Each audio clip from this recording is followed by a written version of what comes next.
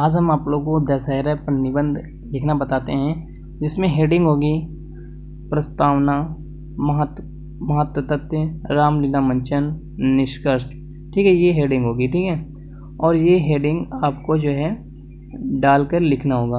और ये हेडिंग आपको कैसे लिखना है मैं बताता हूँ आपको। ये हेडिंग जो है काले पेन से जो है निबंध जो है वो 500 शब्द का है, तो आप लोगों को ये जो है देखना है। और अगर आप लोग चाहते हैं कि इसको अच्छे से लिखना तो लिख सकते हैं। ठीक है, और जो प्रस्तावना है वो हेडिंग डालेंगे मोटे काले पेन से।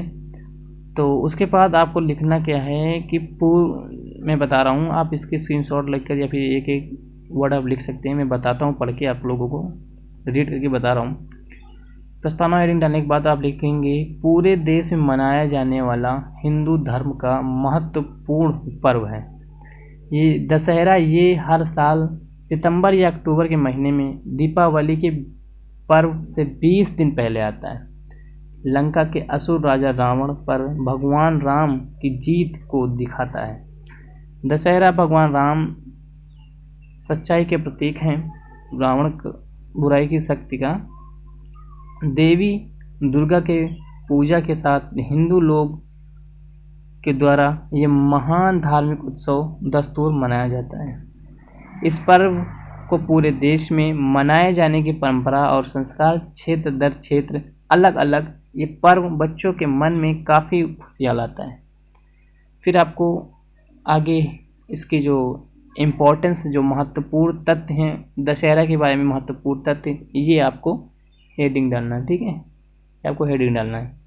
अब जब ये हेडिंग डालेंगे तो उसमें पॉइंट जो होंगे, जो आपको जो पॉइंट आपको पता होंगे जो वो आपको लिखने हैं। ठीक है, अब ये पॉइंट हमको जो पता है वही आप लिखना है। ठीक है, अगर नहीं पता तो मैं तो बता ही रहा हूँ आपको, ये सारे कुछ पॉइंट लिखना है।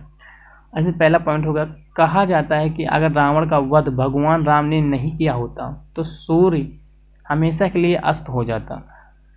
फिर दूसरा पॉइंट है, दशहरा का महत्व इस रूप में भी होता है कि माँ दुर्गा ने 10वें दिन महिषासुर राक्षस का वध किया था। अगर इसके बारे में आपको महिषासुर राक्षस का वध जो है अगर नहीं पता है, इसके पर मैंने कहानी एक बताई है, मेरे चैनल पर जाकर आप देख लीजिए। ठीक है, वहाँ पर आपको पता चल जाएगी। उसमें ये कि नवरात्र क्यों मनाया जाता है, वही उसी बेस पर ये मैंने कहानी बताई है, तो आप देख सकते हैं। फिर तीसरा पॉइंट है, महिषासुर असुरों का राजा था जो लोगों पर अत्याचार करता था। उसके अत्याचारों को देखकर भगवान ब्रह्मा, विष्णु और महेश ने शक्ति माँ दुर्गा का निर्माण किया। महिषासुर और शक्ति माँ दुर्गा के बीच 10 दिनों तक युद्ध हुआ। आखिरकार माँ ने 10वें दिन विजय हासिल कर ली। ये चौथा पॉइंट आप लिखेंगे, ऐसी मान्यता है कि नवरात्र में देवी माँ अपने मायके आती हैं और उनकी विदाई हेतु लोग नवरात्र के 10वें दिन उन्हें पानी में विसर्जित करते हैं। ठीक है, ये पॉइंट आपको लिखना। फिर और भी पॉइंट है, ये 5वां पॉइंट है, एक मान्यता यह भी है कि श्री राम ने रावण के 10 सिर यानी 10 बुराइयों को खत्म किया, जो हमारे अंदर पाप, काम, क्रोध, मोह, लोभ, घमंड, स्वार्थ, जलन, अहंकार, अमानवता और अन्याय के रूप में विराजमान है। ये सारे 10 सिर उन्होंने भगवान श्री राम ने ये उनके नष्ट किए थे। फिर 6वां पॉइंट है, ऐसा लोगों का मानना है कि मैसूर के राजा के द्वारा 17वीं शताब्दी में मैसूर में दशहरा मनाई गई थी। फिर 7वां पॉइंट है, मलेशिया में दशहरा पर, मलेशिया एक देश है, वहाँ पर दशहरा पर राष्ट्रीय अवकाश होता है। यह त्यौहार सिर्फ भारत ही नहीं, बांग्लादेश और नेपाल में भी मनाया जाता है। फिर 8वां पॉइंट है आपका, दशहरा भगवान राम और माता दुर्गा दोनों का महत्व दर्शाता है। रावण को हराने के लिए श्री राम ने माँ दुर्गा की पूजा की थी और आशीर्वाद के रूप में माँ ने रावण को मारने का रहस्य बताया था। पॉइंट आपको लिखने हैं। फिर आपको फिर से एक हेडिंग डालनी होगी, रामलीला मंचन। ठीक है, ये आपको ब्लैक पेन से लिखना है, मैंने बताया है, मोटे पेन से। ठीक है, फिर आपको नीचे लिखना होगा, हर तरफ जगमगाती रोशनी और पटाखों की शोर से गूंजता माहौल, बच्चे और बाकी सभी लोग रामलीला को पूरी रात देखते हैं। रामलीला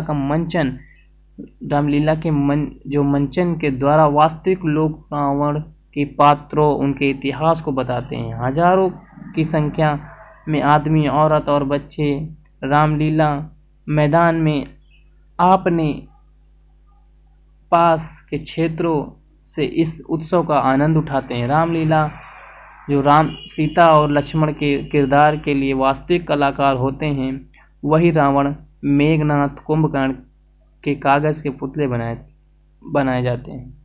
तो ये आपका हो गया रामलीला मंचन। अब आपको हेडिंग डालना है निष्कर्ष। जो निष्कर्ष निकलता है वो हेडिंग ब्लैक पेन से लिखना है। फिर लिखना है आपको ये इसके बारे में, विजयदशमी।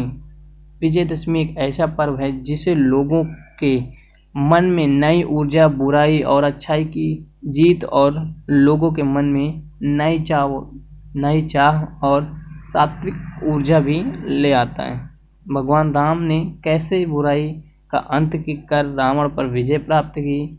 माँ दुर्गा ने महिषासुर को मारकर बुराई का अंत किया। 9वें दिन देवी माँ के पूजा अर्चना के बाद यह विजयदशमी आती है। इस दिन पकवान आदि सबके घरों में बनाए जाते हैं।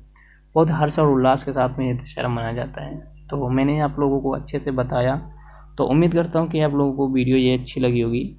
वीडियो अच्छी लगी हो तो लाइक कर देना, चैनल पर नए हैं तो सब्सक्राइब कर देना, बेल आइकन को जरूर प्रेस कर देना। ऐसे ही निबंध और बहुत सारी ऐसी इन्फॉर्मेशन और मैं देता रहूँगा। तो चैनल पर नए हैं तो सब्सक्राइब कर दीजिए, बेल आइकन को जरूर प्रेस कर दीजिए। धन्यवाद, मिलते हैं अगले वीडियो के साथ।